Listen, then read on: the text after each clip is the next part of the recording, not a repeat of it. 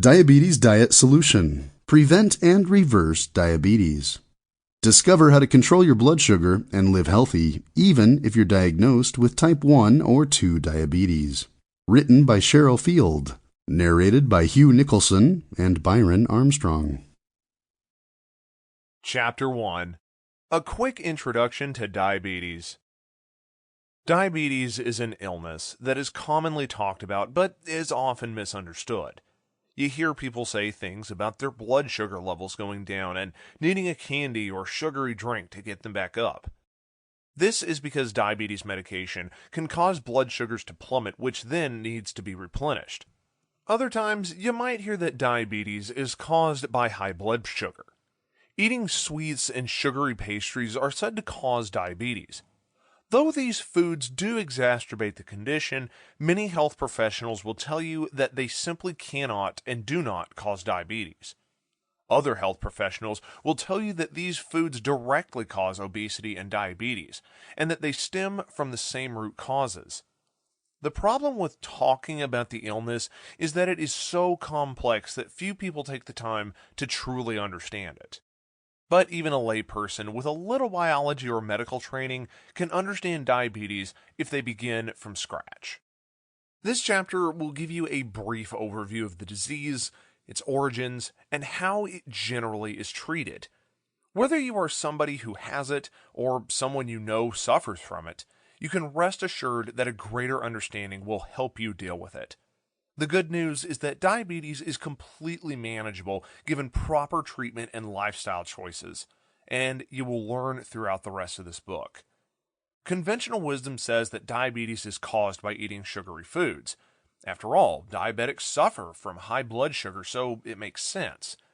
Taking this further, it's easy to say that diabetes is a modern illness.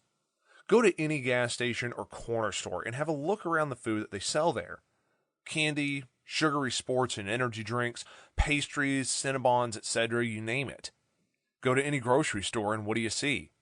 Aisles and aisles of refined carbs like pasta, bread, baked goods, and a plethora of other quote-unquote healthy cheeses, meats, and snacks that are highly processed. Breakfast cereals are loaded with sugars and high fructose corn syrup. Our modern lives are saturated with so much sugar that it's no mystery why diabetes is everywhere. Despite much of the modern undertones, few realize that diabetes is actually an ancient disease.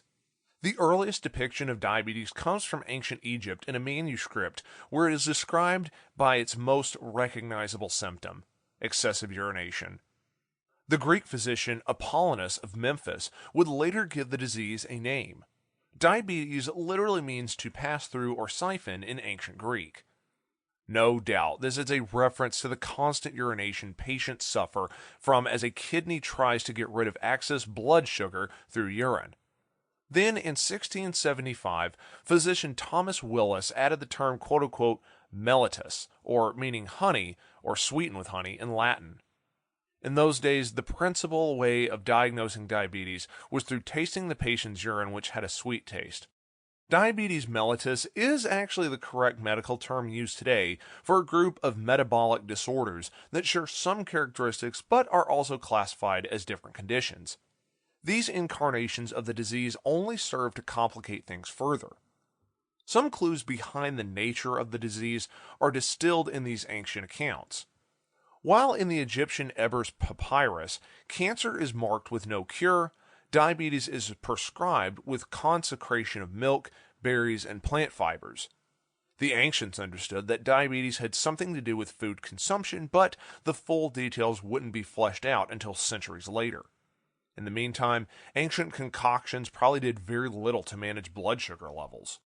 That urine that was sweet probably gave away the clue that the patient ate too much sweetened food, and it could also mean that there was some internal dysfunction that caused sugar to be at high levels in the body. Regardless, it was clear that ancient physicians believed diabetes to be curable. The presence of malignant tumors meant certain death, but diabetes was more lenient as a prognosis. Unfortunately, as with cancer, there was no adequate form of treatment for diabetes back then. Patients slowly lost weight until they eventually perished. One Greek physician went on to say that Sample complete. Ready to continue?